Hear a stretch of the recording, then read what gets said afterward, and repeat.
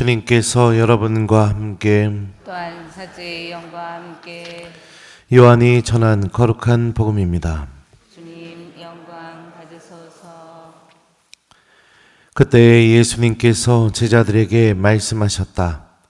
너희 마음이 산란해지는 일이 없도록 하여라. 하느님을 믿고 또 나를 믿어라. 내 아버지의 집에는 거처할 곳이 많다. 그렇지 않으면 내가 너희를 위하여 자리를 마련하러 간다고 말할 수 있겠느냐? 말하였겠느냐? 내가 가서 너희를 위하여 자리를 마련하면 다시 와서 너희를 데려다가 내가 있는 곳에 너희도 같이 있게 하겠다. 너희는 내가 어디로 가는지 그 길을 알고 있다. 그러자 토마스가 예수님께 말하였다. 주님, 저희는 주님께서 어디로 가시는지 알지 못하는데 어떻게 그 길을 알 수 있겠습니까? 예수님께서 그에게 말씀하셨다. 나는 길이요, 진리요, 생명이다. 나를 통하지 않고서는 아무도 아버지께 갈 수 없다. 주님의 말씀입니다. 그리스도님 참여합니다.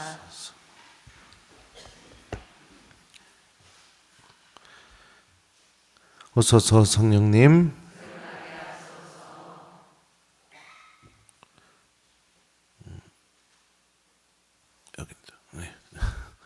나는 길이요 진리요 생명이다. 나를 통하지 않고서는 아무도 아버지께 갈 수 없다. 안녕하세요. 오늘 복음을 보면 예수님께서 이렇게 말씀하셔요. 너희 마음이 산란해지는 일이 없도록 하여라. 이 산란하다라는 이 그리스 말은 여러 의미가 갖고 있는데요. 혼잡하다, 또 함께 흔들다, 감정을 일으키거나 부추기다, 요동치다, 균형을 깨다, 불안하게 만들다, 혼란스럽게 만들다, 이런 의미를 갖고 있습니다. 보통 우리는 어느 때 마음이 산란해질까요? 마음이 막 요동치고 내 감정이 막 균형이 깨져버리게 되고 다양한 경우가 있겠지만 계획했던 일들이 한순간에 무너져 버리거나 아니면은 당연히 이렇게 있어야 될 것들이 없게 되거나 또 내가 원하는 게 이루어지지 않게 되거나 또 이럴 때 감정이 막 산란해지고 혼란스럽게 되는 경우가 이렇게 찾아오게 됩니다.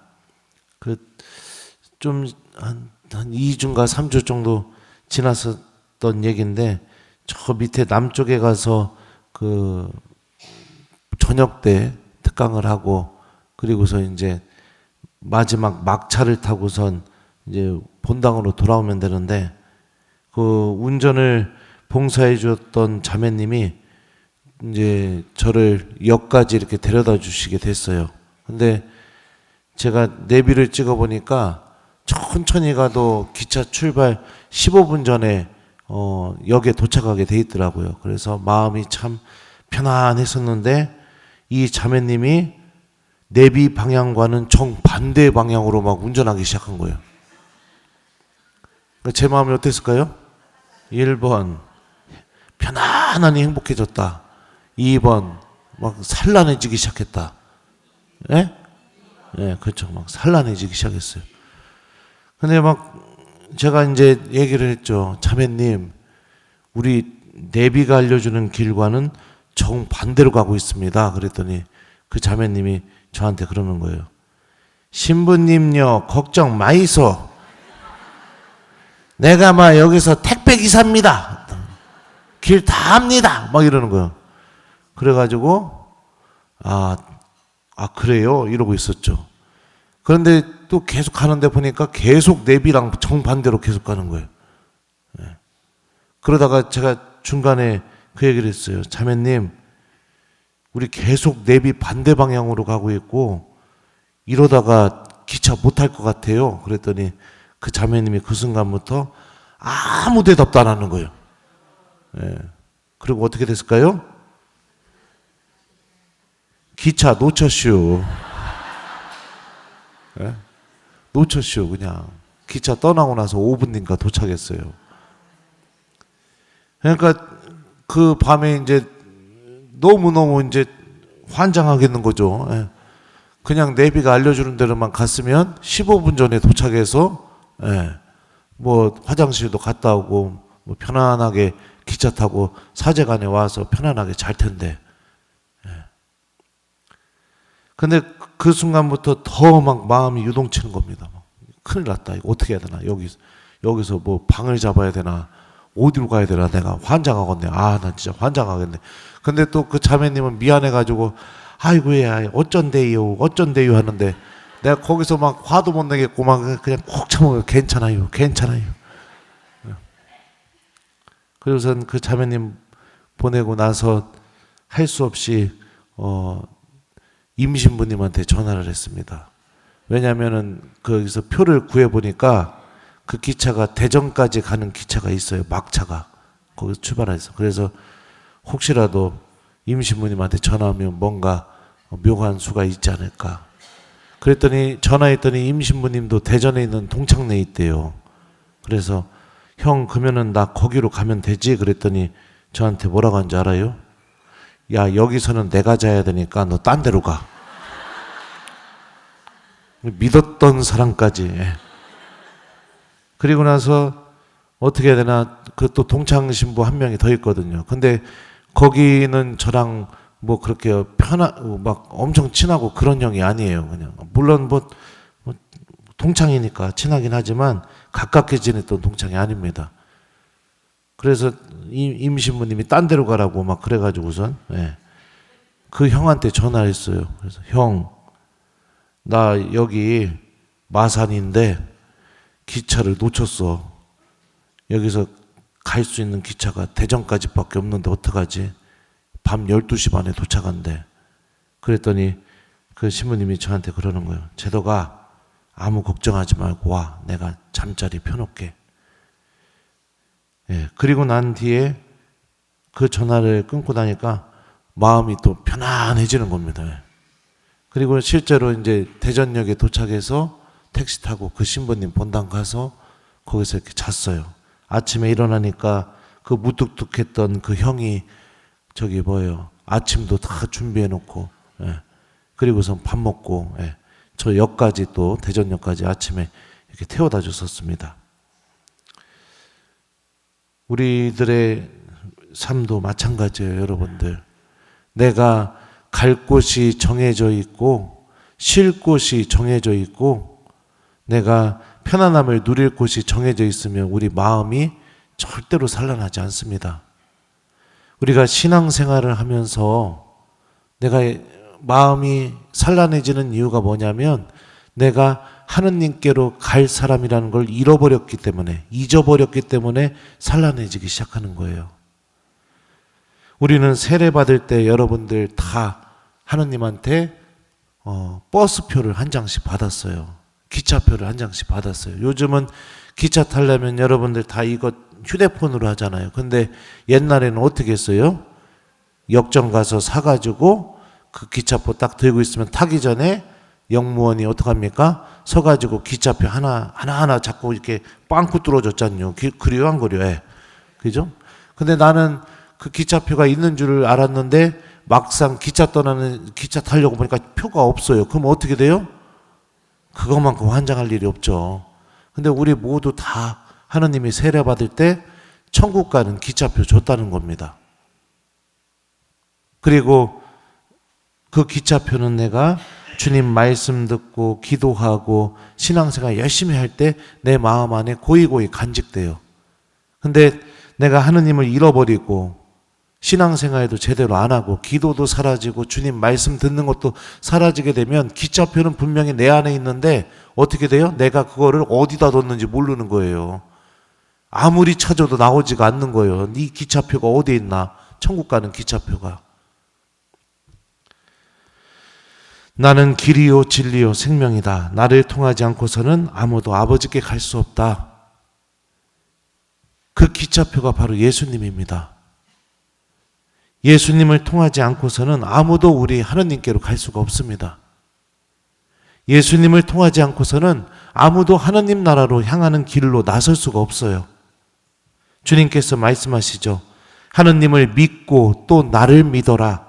내 아버지 집에는 거처할 곳이 많다. 주님께서는 우리들을 위해서 천국에서 우리가 머무를 거처도 다 마련해 놓으셨고, 그리고 당신만 믿고 있으면, 당신만 붙잡고 있으면 자연스럽게 아버지 하느님께로 가는 그 길로 나도 그 길 안에 들어서게 되었고, 아주 안전하게 걱정 없이 편안하게 하느님께로 갈 수 있다고 오늘 복음에서 우리에게 말씀하고 계십니다. 마음이 산란하신가요? 불안하신가요? 여러 감정들이 여러분들을 뒤흔들어 놓고 있나요? 왜 그럴까요? 하느님 나라를 내가 바라보는 법을 잊어버렸기 때문입니다. 이 세상의 것만 바라보기 때문에 마음이 산란해지는 겁니다. 주님께서 나를 위해 마련해 놓으신 거처를 바라보지 못하고 내 욕심만 바라보기 때문에 마음이 요동치는 겁니다. 하느님이 나와 함께 계시다는 사실을 바라보지 못하고 내 자존심과 체면만 생각하기 때문에 내 마음이 동요를 일으키고 분노가 나오고 그러는 겁니다. 우리 모두는 아버지께로 가는 길이신 예수님 안에 놓여 있는 사람들입니다. 그러면은 이 길을 내가 기쁘게 잘 걸어가면 됩니다. 이 길은 성모님도 함께 동행해 주고 계시고 성령께서 이 길에 빛이 되어 주고 계시고 또 이 길의 길잡이가 예수님께서 우리에게 매일 미사 때마다 해주시는 말씀이 길잡이가 되어 주고 있습니다. 이 세상의 그 어떤 힘으로도 막을 수 없는 영적인 은총들이 이 길 안에 우리와 함께 있습니다. 근데 나는 왜 그걸 못 느끼느냐? 이 길이 위에 있어도 자꾸만 다른 길을 쳐다보기 때문에, 자꾸만 내가 이 하느님께서 주시는 것들이 아니라 내 욕심만 바라보고 있기 때문에, 그렇기 때문에 우리는 이 은총을 못 느끼고 끊임없이 마음이 산란해지고 내 마음이 요동치는 것이죠. 일독서에서 바오로 사도는 이렇게 말합니다. 그래서 우리는 여러분에게 이 기쁜 소식을 전합니다. 우리 선조에게 하신 약속을 하느님께서는 예수님을 다시 살리시어 그들의 후손인 우리에게 실현시켜 주셨습니다. 이는 시편 제2편에 기록된 그대로입니다. 너는 내 아들, 내가 오늘 너를 낳았노라. 주님께서 예수님을 통해서 모든 것을 다 보여주셨습니다. 구원을 위한 하느님의 말씀은 반드시 이루어진다는 그 신비도 보여주셨고, 하느님께서는 우리를 죽음에 그냥 내버려 두지 않고 반드시 살려서 당신 나라로 데리고 가실 것이라는 것도 분명히 보여주셨습니다. 주님께서 우리에게 보여주신 이 놀라운 은총을 바라보면서 우리 모두 예수님이라는 길을 걷는 것을 기뻐했으면 좋겠습니다. 예수님이 아닌 다른 길로 끊임없이 나아가려고 하지 말고 예수님과 함께 걷고 있는 이 은총의 길에서 자꾸만 다른 걸 바라보지 마시고 하느님께서 나에게 주시는 그 영원한 생명과 주님께서 나를 위해 마련해 놓으신 그 천국에 나를 위한 거처가 있다는 이 사실과, 그리고 어떤 넘어짐에도 주님께서는 나를 버리지 않고 다시 끊임없이 몇 번이고 몇천 번이고 고해성사를 통해서 완전히 깨끗하게 만들어서 계속해서 이 은총의 길을 걷게 만들어 주신다는 우리 신앙의 이 놀라운 신비를 기억하면서 우리 모두 예수님이라는 길을 기쁘게 걸어나가는 우리 교우들이 되었으면 좋겠어요. 예수님이라는 길은 바로 어떤 길일까요? 바로 말씀과 성체죠. 내가 주님의 말씀을 듣고 성체 앞에 머무르는 삶을 살아가는 것, 이게 바로 예수님이라는 길 안에 들어선 신앙인의 모습입니다. 오늘 숙제드려요. 하루 우리 주님의 말씀을 마음속에 좀 담고 나는 오늘 이 말씀 좀 여러분들이 기억했으면 좋겠어요. 하느님을 믿고 나를 믿어라. 내 아버지의 집에는 거처할 곳이 많다. 이 말씀을 좀 우리가 마음속에 좀 담고 그리고 기회가 허락된다면 성체 앞에 머무는 시간도 좀 자주 가져보고 그게 아니더라도 내가 오늘 하루를 보내면서 내 마음이 산란해지는 일들이 나에게 찾아올 때마다 이 말씀을 좀 기억했으면 좋겠습니다. 하느님을 믿고 또 나를 믿어라. 내 아버지의 집에는 거처할 곳이 많다. 이 말씀을 좀 자주 기억하면서 산란함이 아니라 바로 예수님 안에 머무는 오늘 하루를 좀 잘 보내기 요거를 숙제로 드립니다. 하느님을 믿고 또 나를 믿어라. 내 아버지의 집에는 거처할 곳이 많다. 아멘.